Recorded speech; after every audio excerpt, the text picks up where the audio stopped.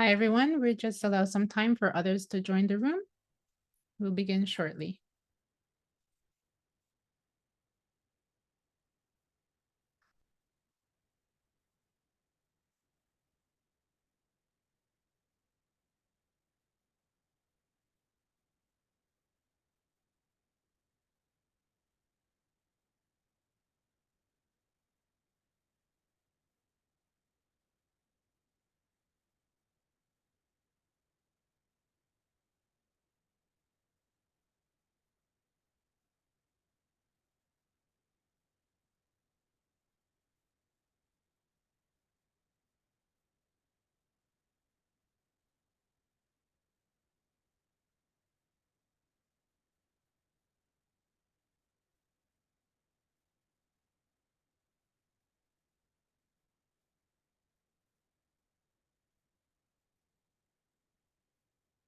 So, hello, everyone. Welcome to our second annual professional development webinar.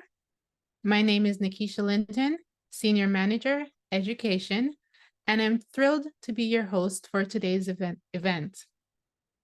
September 30th marks the National Day for Truth and Reconciliation.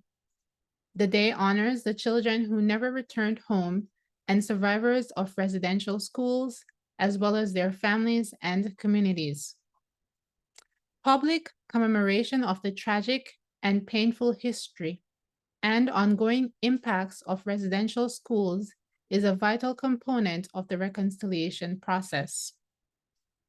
Here in Toronto, we acknowledge that we are on the traditional territory of many nations, including the Mississaugas of the Credit, the Anishinaabeg, the Chippewa, the Haudenosaunee, and the Wendat peoples, and is now home to many diverse First Nations, Inuit, and Métis peoples.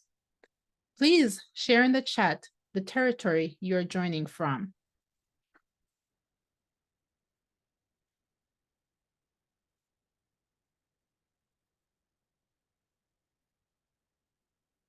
I'll now pass over to our CEO, Mark Kesselman, at this time. Thank you, Nikisha. Well, I'm really excited about today's session, Wired for Success, Crafting and Cultivating Your Professional Network. We've got an exceptional group of panelists with us today and an outstanding moderator to lead us through this dialogue. And it's really going to be a great opportunity for everyone with us today to understand more about developing your own professional pathway for success. At Digital Health Canada, our mission is to connect, empower, and inspire those individuals that are enabling digital healthcare in Canada. That's you all with us today on this session. Our goal is to provide exceptional support for members through three focused strategic goals. Number one is excellence for members, helping you to grow and empower your professional career and opportunities with tools and relationships that you need. Acting for equity, supporting our membership and advancing our network nationally with equity, diversity, and inclusion practices. And third, leadership for industry, distinguishing our membership and our members and the association as innovators and knowledge authority in the digital health industry. So today's session is going to be great. In this rapidly evolving world, the importance of lifelong learning and professional networking cannot be overstated, especially in this field that we know and love. There's going to be some great stories. You'll hear a lot about the interesting backgrounds and the opportunities that each individual takes as we go forward. And I suggest to you as you leave the session today to look over the website and take a look at the opportunities for you in terms of networking through events and continuous learning through Webinar Wednesdays and the core health informatics training, custom education programs, looking at the courses and accreditation opportunities we offer with partners like CCHL, CHIMA, HIMSS, the Canadian College of Family Physicians, CHIME, all ways for you to continue to build your career and your knowledge base as you continue to develop your network as well. Without further ado, I'm going to pass it over to my colleague, Marissa Binstock. Marissa is Manager of Member Programs and Services here at Digital Health Canada, and many of you We'll know Marissa through your networking through Chief as a volunteer, maybe as an emerging professional, a student, or a member in that group of executives within Digital Health Canada. Over to you, Marissa. Have a great session, everyone. Thank you. Thanks, Mark. Thanks, Nikisha. I'm so pleased to be with you here today with this great lineup of panelists. As Mark said, I'm Marissa Binstock and happy to connect with anybody on this webinar on LinkedIn to help increase your personal network. So feel free to find me. And now I'd like to first let me remind you, there'll be time for a Q&A at the end, towards the end of this session. So if you have any questions, please feel free to put them in the Q&A and I will read those out towards the end of the session. Now to introduce our wonderful panelists. Here with us today are Anne Forsyth. Anne has 15 years of experience in the digital health field across government, hospital, and community organizations. Her expertise is in the area of data standards, information privacy, governance, and program development, and is currently the manager of data standards at the Canadian Institute for Health Information, where she is responsible for establishing and operationalizing a corporate center of excellence for data standards development within the organization. Anne is also on the board of directors for Digital Health Canada and volunteers as a faculty member and a mentor for various academic and professional development institutions, and holds CPHIM-CA, HL7, CIPPC certifications, in addition to her Bachelor of Health Science degree in Health Studies and Management Studies from the University of Waterloo, and a Master's of Health Science in Health Administration from the University of Toronto. Thanks for being here, Anne. Also today, we have Dr. Ted Scott, who's the Vice President of Innovation at Hamilton Health Sciences and leads a diverse group of experts working to use technology, care model innovation, and the patient voice to improve healthcare outcomes. He's the founder of the innovation function leveraging collaborations and partnerships with research, quality, and industry to create sustaining models of care, tools, and products that will shape the future of health and education. Thanks for being here, Ted. And also today joins us Lisa Simon, who brings more than 20 years of leadership experience in healthcare access and nonprofit management to her role as Executive Vice President, E-Mental Health Transformation, and Chief Youth Officer at Kids Help Phone. In this role, Lisa oversees Kids Help Phone's national clinical service programs, providing strategy, leadership, and guidance to more than 150 clinical staff and thousands of volunteer crisis responders across Canada. Through her focus on building innovative digital systems that break down barriers to care by changing the way care is delivered, measured, and received, Elisa is driving the transformation of Canada's youth mental health landscape and creating equitable access to support for youth across the country. Under Elisa's leadership, Kids Help Phone has evolved from a phone-based helpline to a comprehensive solution that fully integrates a growing number of access points, programs, and resources, achieving over 13 million interactions since 2020. Elisa also oversees knowledge translation, quality assurance, and equity programs, ensuring the organization is delivering the best possible services to young people, particularly youth from equity-seeking communities. Thanks for being here. Thank you all so much. Let's kick off the conversation. I have a few questions here to get the conversation started, and I'm going to start with you, Anne. And can you share your personal journey of building a professional network and tell us maybe some pivotal moments or strategies that contributed to your success? Thank you, Marissa, and thanks for the introduction and for having me. It's always great to go first, right? So I think I'll start by just sharing that I'm actually a very introverted person, very shy. So I really dreaded going to networking events and kind of putting myself out there and socializing. Often just kind of stuck to a couple of people that I knew, and then dissected the event later on, and just it never came naturally for me. So I think the thing that I learned over my journey that that has kind of been an aha moment for me is that networking takes many forms, and building up a professional network, there are many ways to do it. There isn't kind of one pathway, and I think you need to follow what feels good for you, be true to your authentic self. And so for me personally, it was kind of building up a network over time through people that I worked with in my day job, volunteering that I did.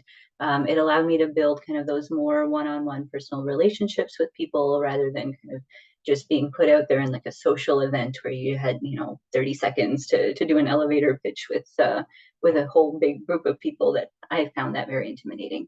So I think that pivotal moment for me was just coming to that realization and shifting my mindset and realizing that there is a lot of work that I've done and a network that I have built up over time, over my career. It's a slower process. It takes a bit more nurturing, but then what you're left with is kind of very deep and meaningful relationships, and a group of people who understand the value that you bring, the skills that you bring to the industry, and can then provide support as needed as you kind of navigate your career path and go about that journey. I think I would just summarize by saying, be authentic to who you are, be yourself. Don't try and fit a mold that you think is the right way to network.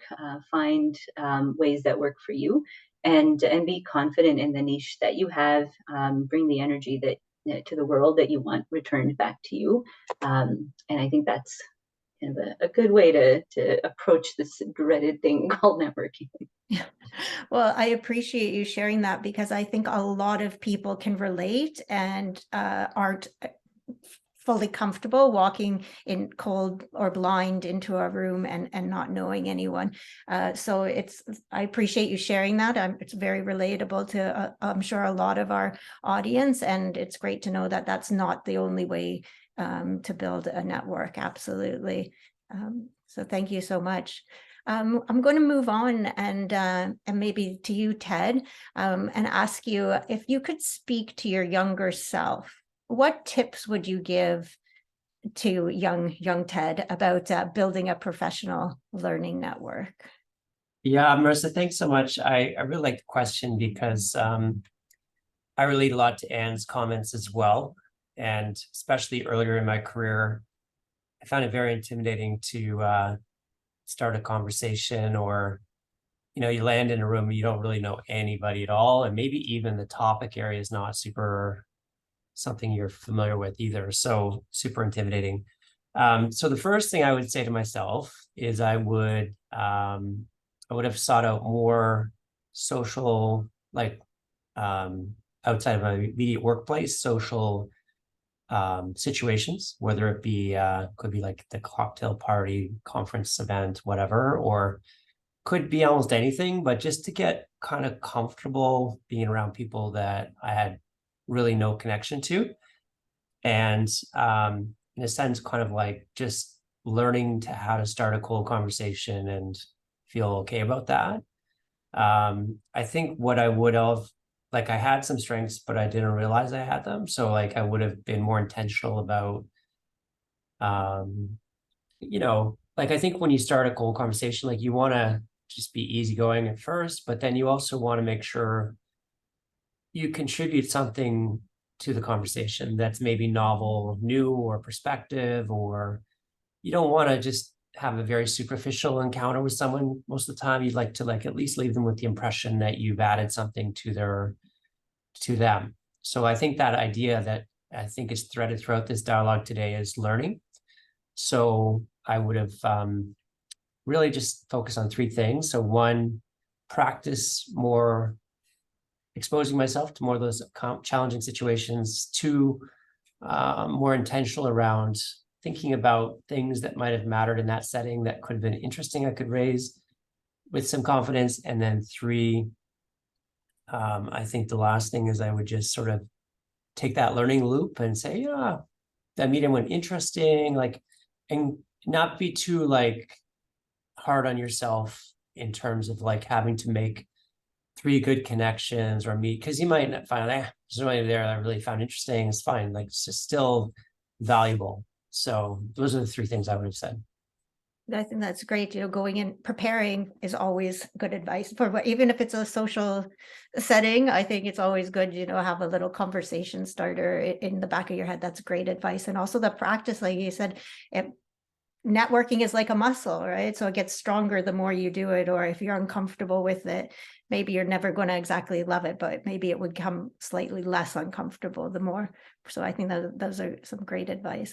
I'm going to ask you the same question, Alisa, if you could give some advice to your younger self, what would that advice be? Sure. So, I mean, it's interesting. I am an extrovert, and so I really like being around people, and I do not like networking events. The idea of being in a room full of people where I have to like chit chat just sounds terrible to me. So I think part of it is changing your expectation of what it is you are doing and what it is you want. So the advice that I would give myself if I were thinking back to the beginning of my career is actually advice that somebody gave to me, and I have kept it near and dear, which is most people like talking about themselves.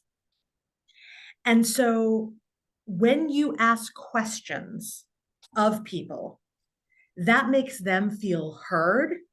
That makes them feel like you care about them.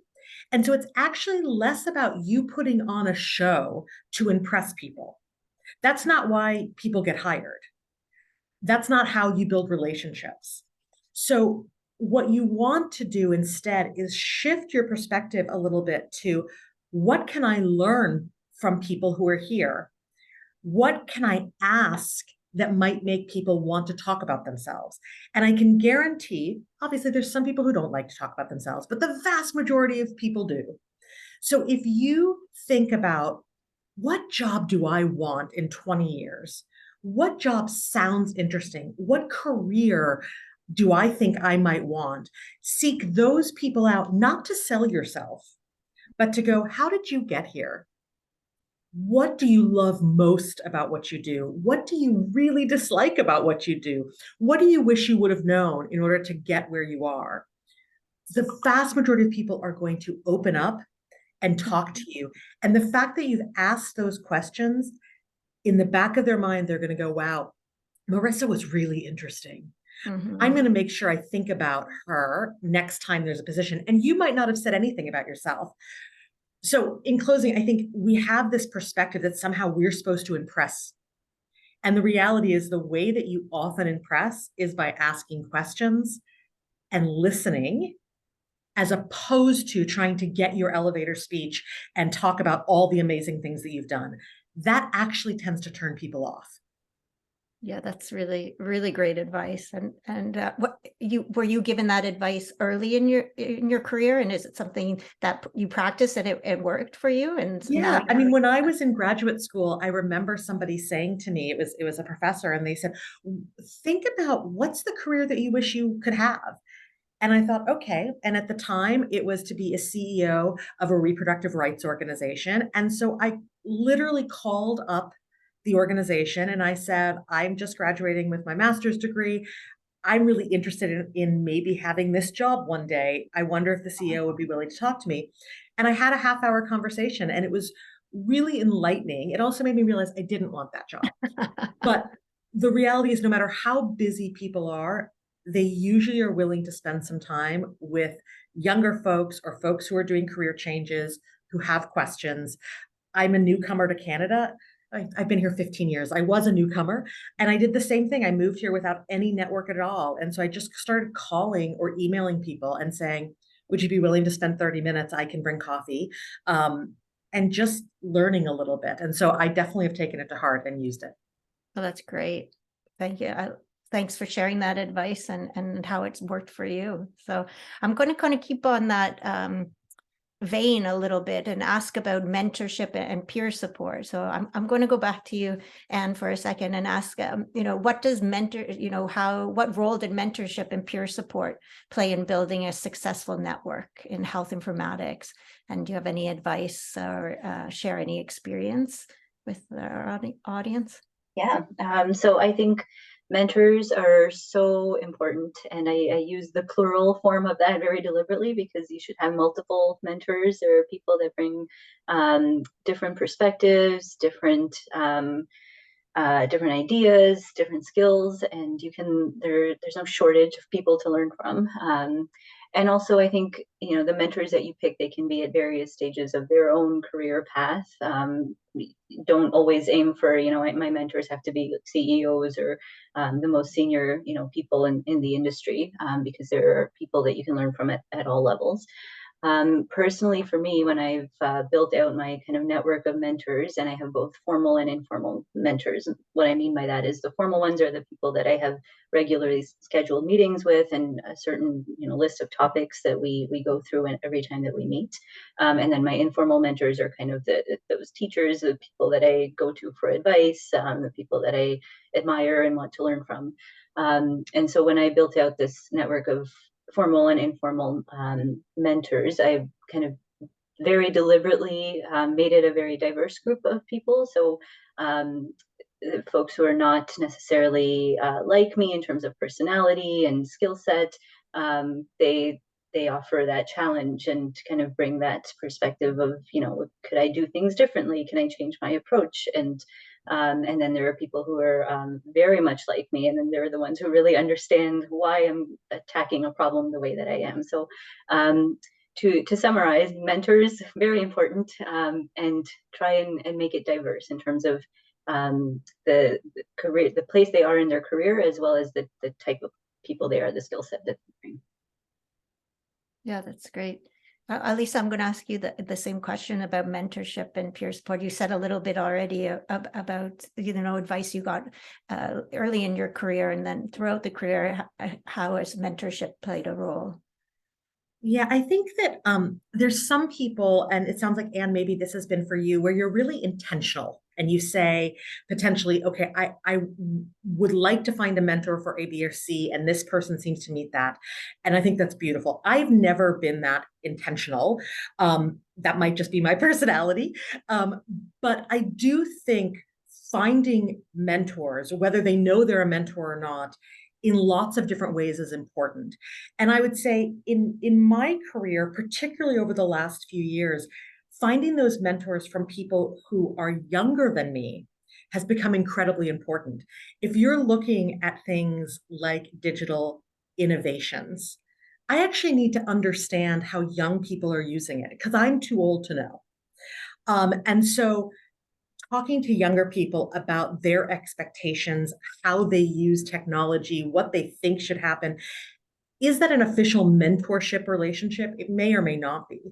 But certainly being open to hearing from and learning from those people, I think, is really important.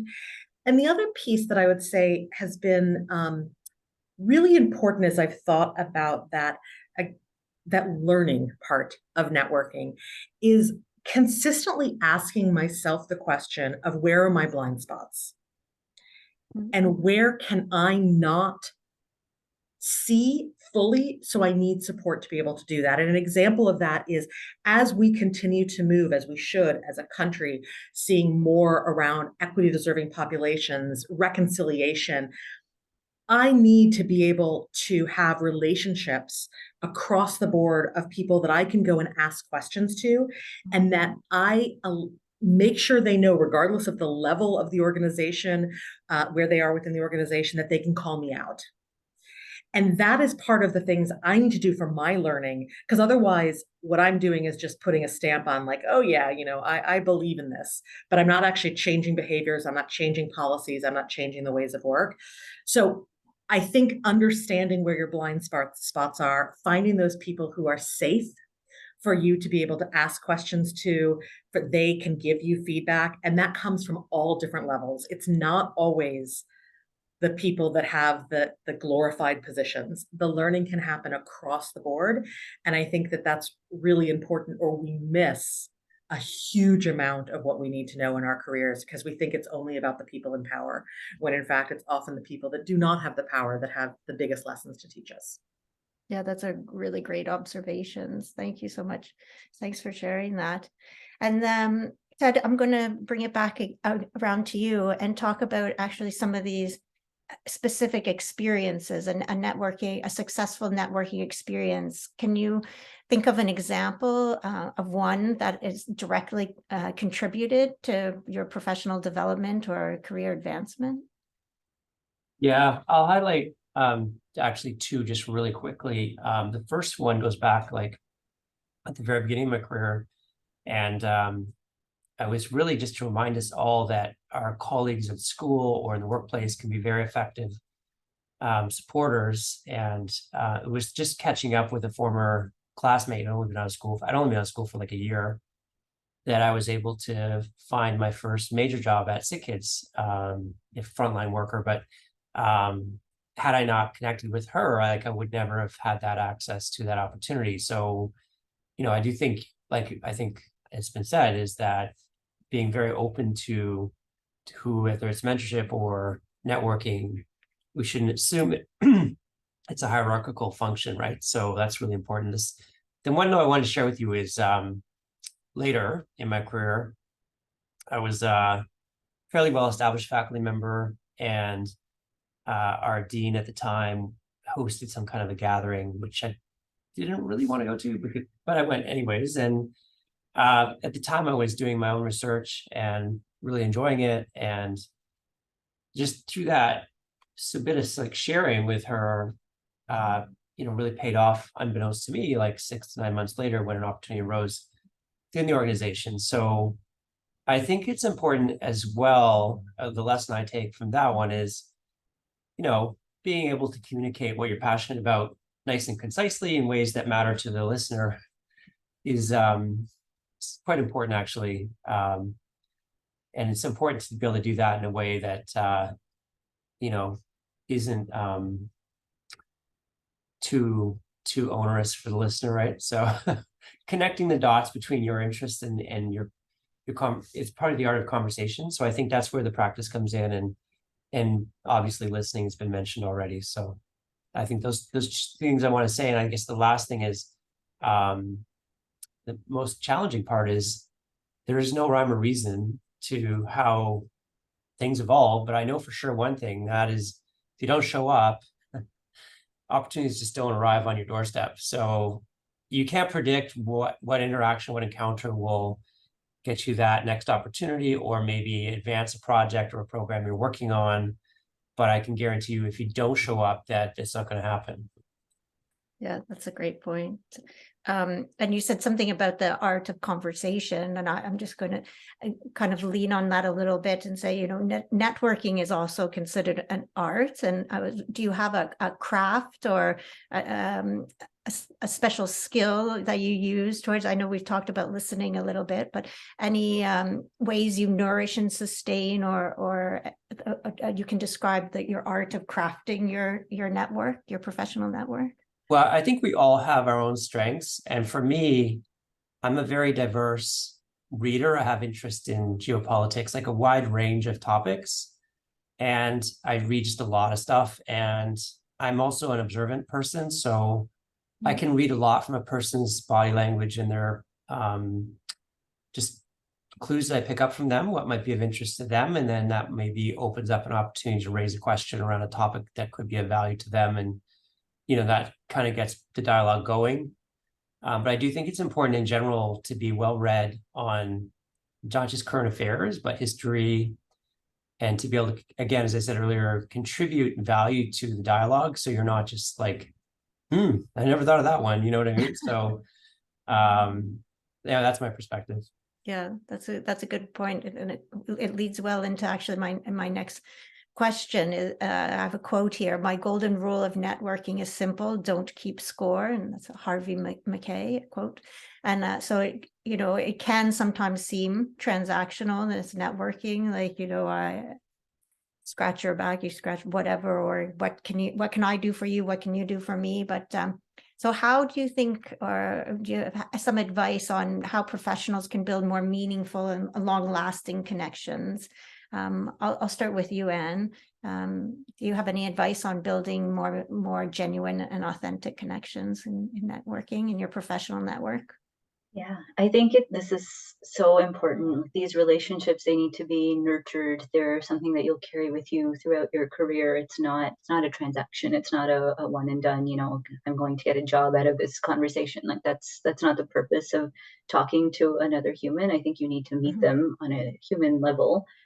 Get to know people. I love Ted's advice about being well read. I think that's so important, to be able to carry a conversation with someone. So I would say, so, and also Lisa's advice about asking questions, like let people talk about themselves, and through that you can find mutual interests or topics that you can kind of build a conversation on.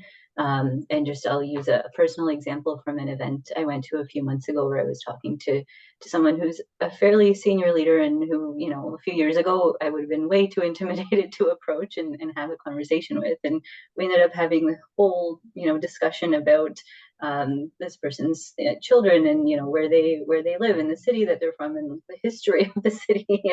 And so you never know which direction a conversation will go down. And it's always approach it kind of with that open mindset. Be authentic. Don't just come at it with this one goal or purpose of, this person can help me get a job. They're a human being, and that's how you should connect with them. Yeah, it's very true. Very true. And Elisa, I'll pass the same question over to you about building more genuine and authentic networks. I think at the end of the day, it's all about relationships. Again, it's not about your resume if you're not likable and if you're not memorable, right? Like, yes, resumes are great. And yes, you've done incredible things. And I'm so impressed. But at the end of the day, do I want to work with you? Do I want to spend time and have a conversation with you? And so, Anne, when you were saying be your authentic self, that's so important. If you are shy, it's okay. If you are loud, that's okay too. Be who you are and connect with people in as authentic as way as you can, given the awkwardness of an informational interview or a networking event or whatever it is. I always remember one of the things that I'd heard when I used to work millions of years ago was about Bill Clinton. And one of the things that made Bill Clinton an incredible networker was he always remembered something about the people he met.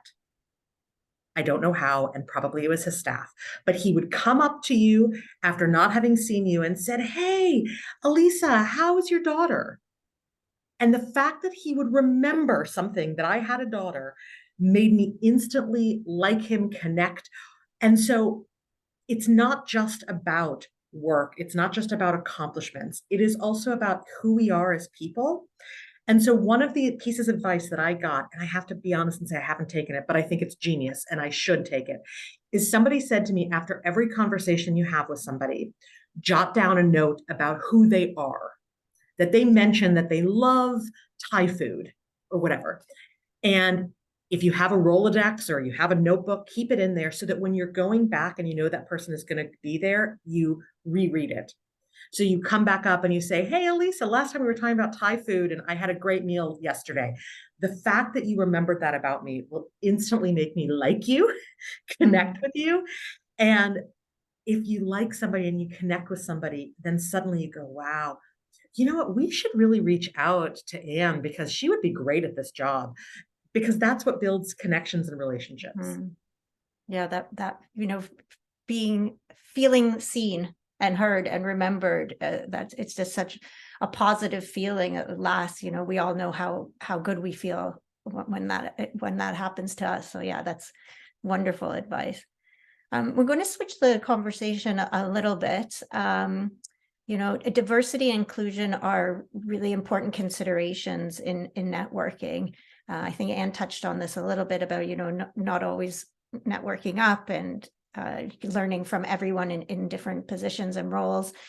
So how can professionals ensure that their networks are diverse and inclusive, so they can foster, a sense of innovation and collaboration? So I'll start with you, Ted, if you have any advice on that. Yeah, so I think there's lots of different ways you can approach this area. For me, it's been more around equity itself, which inherently is about social justice could be a gender-based challenge, it could be racially oriented, or it could be Truth and Reconciliation. Like there's a lot of different opportunities to contribute. And so when I think about those issues and learn about them, read whatever, often I ask myself, like, well, what can I do in my community and how can I contribute to it? And who should I be talking to? And so that's kind of the way I look at it. There's still loads of structural gaps. And excuse me. And right now I'm still in the very deep in the learning phase on different topics. So I'm relying a lot on meeting new people and understanding what the challenges are. So that's been my approach. Oh, that's great. Thanks. Elise, I'm going to ask you the same question about diversity and inclusion and how can you foster more of that? So one of the things that I always recommend to everybody, regardless of where they are in their career, and something that I've always done, is I always have my values written up front. So this is the notebook I'm using right now. I always have a different notebook, and the first page is always my values. And I do that so that I remind myself of them constantly. And one of my values is justice. And because I'm constantly reminding myself of that value and that that's core to me, that then leads me to ask a whole bunch of different questions related to diversity and equity. And so that means to ask those questions, I have to have the people that I can go to so that I'm not just asking them of people just like me. And so in order for it requires being really intentional. It requires, for me, I constantly am thinking, what groups have we not considered?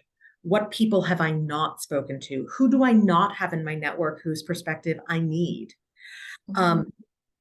And it gets back to what Ted was saying. What learning do I need to do on my own? Because it's not always other people's job to educate me. So what trainings do I need to be doing? What books do I need to be reading?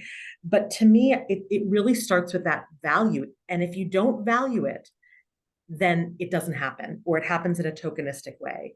And so I would say, understand what your values are.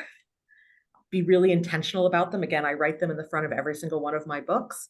And then if one of your values is around diversity, inclusion, justice, whatever you call it, then that helps you live that in a really intentional way. Well, I see there's a few comments in the chat about thanks for the reminder of the values. And I was just thinking, I really admire that. And that's fantastic to write it down and constantly remind yourself to help live those values. I think that's fantastic. Thank you so much for sharing that. Anne, I'm going to throw this one over to you. In 2013, Bill Gates said, the internet is becoming the town square for the global village of tomorrow. Today, we are living in this global village. How does your networking differ face-to-face versus virtually? Okay, I love this question because I've been on such a journey over the past year to build up my virtual presence and network. And you know, the work, when you put in the work and the time, it definitely pays off. So I would say as you kind of go through this process of thinking about how to network virtually and how to use social media, LinkedIn, all of these tools that we have at our fingertips these days, be very strategic and mindful. Think about the brand that you want to build, what you want to put out there into the world. Your digital footprint lasts forever. So think about it carefully. And I would say, like, if you're creating content, don't worry about the statistics and the engagement that you're getting. Just continue to kind of keep your goal in mind. What are you trying to add to the industry through your virtual presence, and keep going. You might not get any likes one day. You might get lots of likes another day. There are things that you can do to help increase engagement. Post on Tuesday, Wednesday, Thursday mornings. I've got lots of tips. Follow me on LinkedIn if you want to chat about this more. Good promotion. Sorry. I said great self-promotion. Yeah. It's always self-promotion. That's part of the networking, building your network. You have to promote yourself. And I would just say, you know, we're very lucky to be living in this age and time where the whole world just feels so much smaller. It really is a global village. You know, we have access to experts around the world. So if you're tackling a problem, like recently I was, looking into data storytelling, and I was connecting with people in the UK who were experts in this industry. I never would have had that opportunity if LinkedIn didn't exist, if the internet didn't exist. So take advantage of these tools, but be very mindful and think deliberately as you're kind of putting yourself out there in the world. Yeah, that's wonderful. Thank you. So the way we're networking is evolving. The tools we have are evolving, but also the field is ever evolving. So how can people ensure that they're staying up to date and that their network remains relevant? Ted, I'll throw that to you. Yeah, I guess that's kind of my one area I'm always interested in, because in innovation, we're always looking ahead to where the future is going. So with that in mind, understanding trends like, for example, in informatics, interoperability, the international patient summaries become a very popular, I would say, topic. There hasn't been a ton of great implementation yet, but at least in North America. But, being well aware of like that suddenly become very relevant to North America for whatever reasons, you wanted to keep track of what's happening there. And as you take on those learning opportunities, then you have the opportunity to engage a new network or expanded network. So what I'm trying to say, I think, is that regardless of your area of practice, you should always be looking forward to, like 10 years ago, around there, that's when AI became relevant again. And so many people started looking ahead. This is going back now 10 years. So it's important to look forward. Yeah, absolutely. It's great. I'm going to ask about different stages. So, and did you find that at different stages of your career that the role of your professional learning network shifts more towards being a mentor or being a mentee? Is it still somewhat of a balance? I think for myself personally, I would always look for a mentor and never would think of myself being a mentor. But I wonder, I'm going to ask you how you feel about that. I'll start with you, Elisa. Yeah, I think certainly as you get older, you find more and more people are looking to you potentially for advice or to be a mentor. But the reality is that we all need our professional networks. And in some ways, it is absolutely true that the higher that you go up in organizations and companies, the lonelier it is, the more you are living in the gray, which is hilarious because people, when they're not higher up in organizations, think that the higher ups know everything. The true secret is we don't know much at all. We have to be more comfortable in living in the gray. But that means you have to have people that you trust, that you can go, I don't know what to do next. What do you think? You have to have people either in your organization, externally, that you can have those conversations. It's why there are groups of CEOs that get together to have the safe space to talk, because they often don't have places they can go to have those conversations. So I would say you always can be thinking about yourself as both a mentor and a mentee. Wherever you are, if you are your first year of university, well, there are students in high school who are going, I don't know if I could do this degree. And you could be looking to people who are their fourth year or who have the job that you might want. And when you are a CEO, you could be looking people that are younger, that have experiences that are going to help you as you think about digital transformation and innovation. And you are also going to be needing support thinking about how do you do your role. And obviously people are also looking to you as a mentor. So I would say every part of your career, you have an opportunity to be both if you are open to it. Mm-hmm. And it does help build your confidence when you know that people are going to be asking you questions. If you're open to it, then you start to see yourself as a mentor. Marissa, I can guarantee there's people that would see you in that role and that would love to spend time asking you questions. I appreciate that. That's kind. And I'm going to ask you the same question about that balance. That was such a beautiful answer. I don't actually have too much to add to that, other than growing and learning. It's a lifelong process. You're never done. So yeah, definitely always keep mentors in your in your network. And the other thing I would say is when you become a mentor and you have mentees, sometimes just talking out, working through their problems helps to solve some of your own problems. So it's a really great kind of bi-directional, mutually beneficial relationship. So definitely consider taking that on as well. No, that's great. Thank you. I'm going to shift our focus a little bit and shine the spotlight on Digital Health Canada. And I'm going to ask each of you, I'll just throw out a few open questions there. How have you leveraged Digital Health Canada events to grow your professional networks? So let me stop there and say, how have you, because I know you all have used it. We're all here today. So I would say, how have you leveraged the Digital Health Canada events or website or any of our member offerings to grow your professional learning networks? So that anyone want to field that one? I'll kind of throw it open. I can start us off. So the thing that I really appreciate about the Digital Health Canada events is, or content that's put out there, is that there's a large variety for you to pick and choose from. So you can go to the kind of traditional networking events and the breakfasts and things that are hosted. You can go to the conference. You can go to, there are all these other things you can do as well. You can volunteer. You can be a mentor. You can be faculty. There are so many ways to get involved. And that was really, the way that I connected into this industry was through Digital Health Canada, and becoming a volunteer. It felt better for the person that I am, and I was better able to network in that forum than the social events. And so, yeah, I would say, look at the website, look at all of the different opportunities that are out there, and see what connects with you the best. Thank you. Elisa or Ted, Elisa, please. Yeah, I mean, I would say, so my relationship with Digital Health Canada started over the pandemic. And so I didn't meet the vast majority of people. And there is something that is really special that is hard to categorize about being able to sit across from somebody in real life, share a coffee. Having said that, that also takes energy and time and schlepping out to things.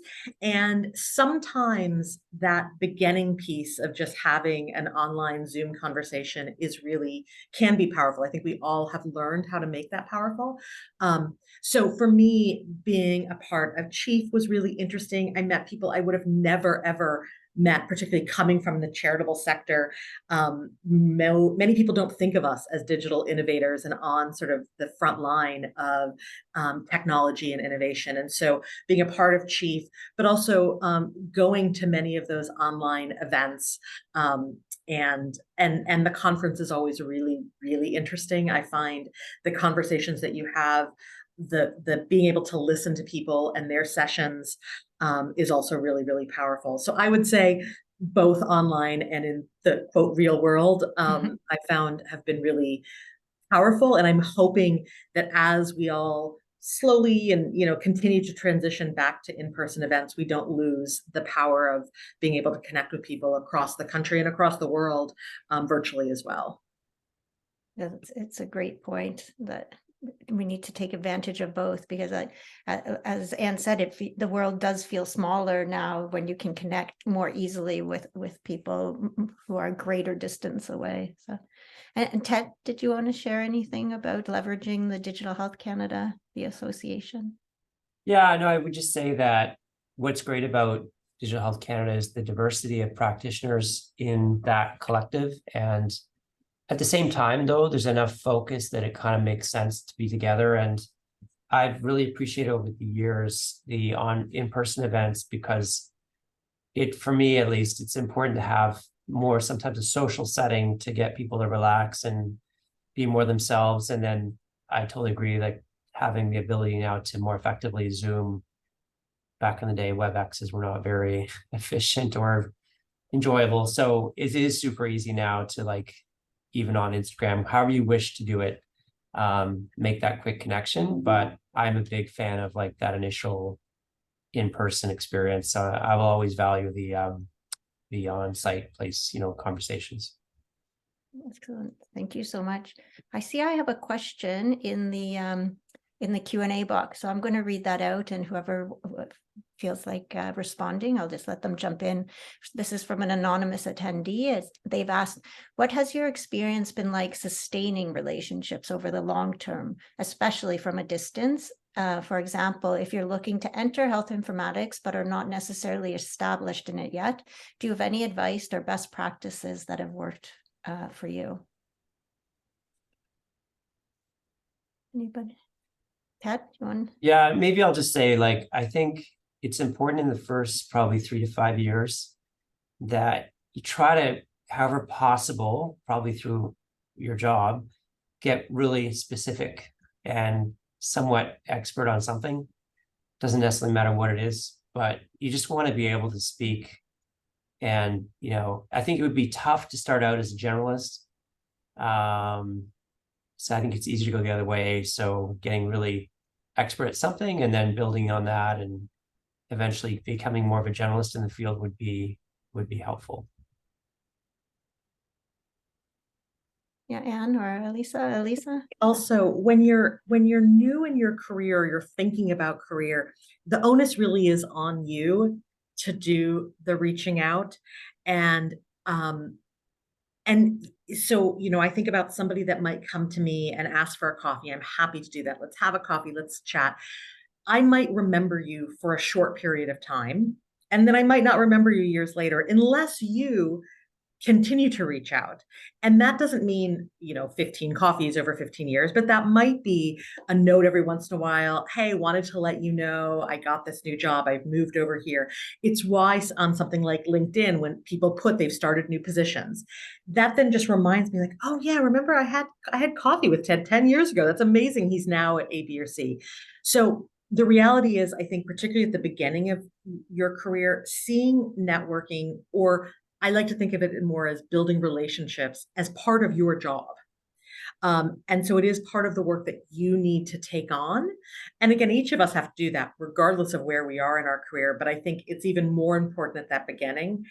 And then how you sustain that is the note every once in a while, the call every once in a while, even on LinkedIn, just saying, hi, I saw you posted A, B, or C, or liking their post or whatever. Those little moments of connection are what help keep you as somebody that people will remember. And that's, to me, how you sustain it over the long term. And then if you build relationship, then it's like, oh, I saw you at the conference, right? And then that's the way you've got to do it in order to make it a long-term relationship. Yeah, those are great tips. I see we got a couple more questions from Yvonne. Actually, she has one for you, Elisa, and then she has a follow-up for Ted. So the question for Elisa actually is about diversity and inclusion training. If you had any recommendations, I don't know, maybe you could connect on LinkedIn and yeah, share some. Or... I don't, so nothing that comes to mind right now. And the reason is because we have worked with a lot of organizations across Canada to develop them for Kids Help Phone staff and board. So there's quite a few organizations that do really incredible training. And we've been very intentional that for our staff, for our volunteers and board, we want them to be trained on Indigenous youth and reconciliation. We want them to be trained on supporting newcomers and Black youth. And so there's not any particular organization. I'm happy if you want to reach out to tell you some of the groups that we've worked with, because certainly I think that there are a lot of organizations, there are a lot of universities that are doing really great trainings, often for free, both for individuals and for organizations or corporations. Great.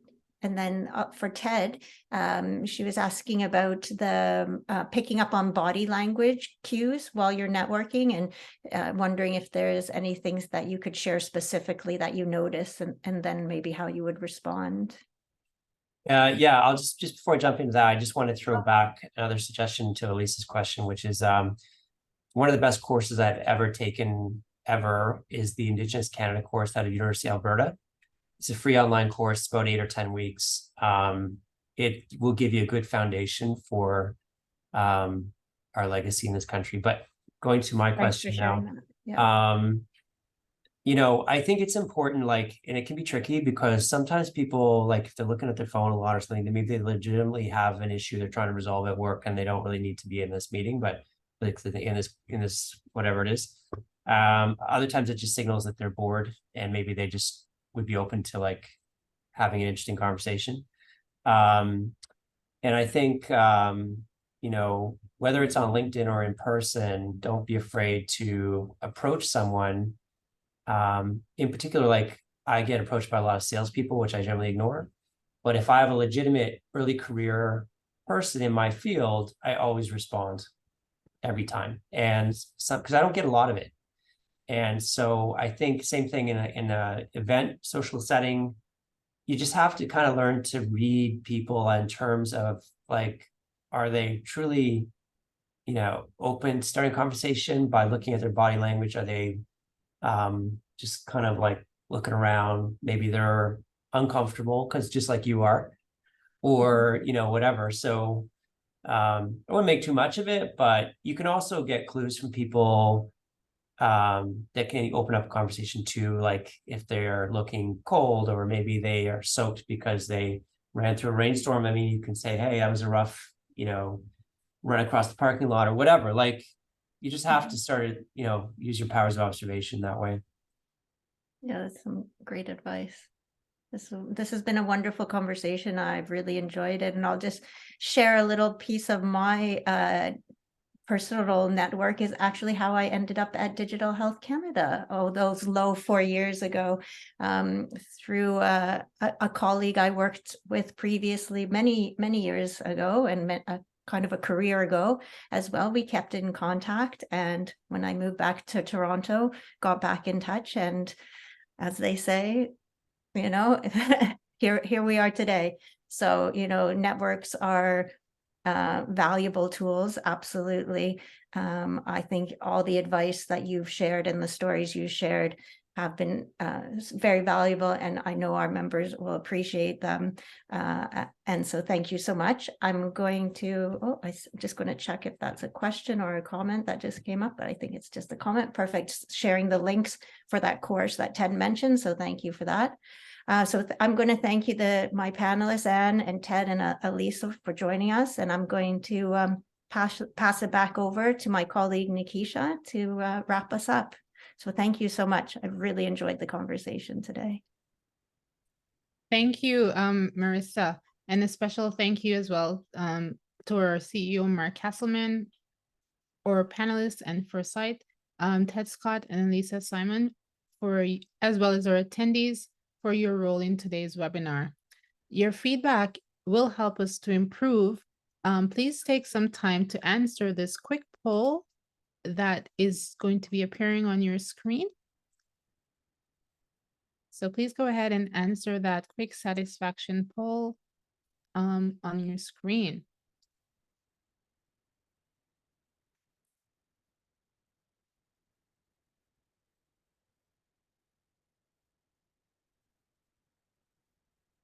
Okay.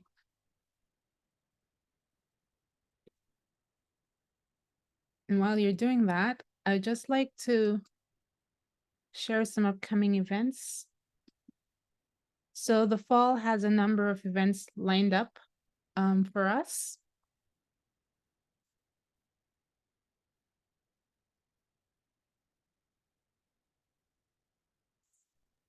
Great networking opportunities at each and every one. So more information for these events can be found on our website. We're also in the process of launching our community platform, and I encourage all members to log in and join or start a conversation. And please remember that all webinar Wednesdays, or as well as today's event, is being recorded, and it is now located in the community platform. So these are our fall events that are coming up from coast to coast. And again, our community event or community platform here as well. Okay, so once again, thank you everyone for attending today's webinar, and we'll see you again for next year event. And also please remember that we do have a webinar scheduled for tomorrow as well. Thank you and have a good day. Bye, everyone. Bye. Thank you.